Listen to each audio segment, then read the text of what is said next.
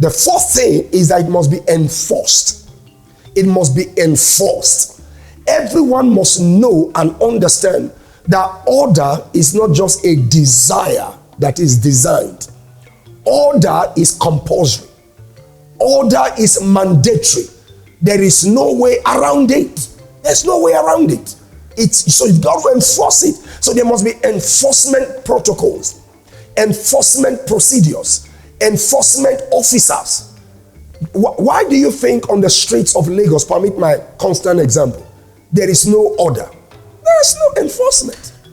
There are no enforcement. People know they can do as they please, if they please, and there's nobody to hold them to ransom. Nobody's going to hold them to account. So, do you want order? You've got to put enforcement in place. And the fifth and very profound principle for ensuring order is to ensure that violation is sanctioned. You must sanction the violation of order.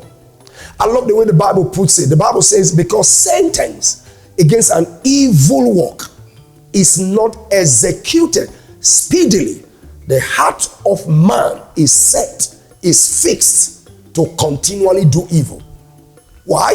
Because sanction against an evil work is not even executed speedily. People misbehave.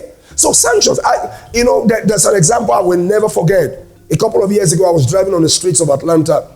I think this drives it home. I had a guest speaker, a visiting senior bishop, Archbishop Simon Maga. He was preaching for us, and I had an appointment to go see him, and I was running late. I didn't know. I was speeding close to 10 points. That road was supposed to be about 55, and I was driving about 65. And a policeman pulled me aside and respectfully said, "Why am I driving above speed limit?" I said, "Guess what? I didn't realize that. I'm sorry." But that sorry was not enough. I was issued a ticket, and I had to pay the fine. It cost me about $75, to pay on that fine. But that wasn't just all. My driving point went up about 2-3 points. My insurance cost went up. And because my insurance cost went up, it stayed up for 2 years.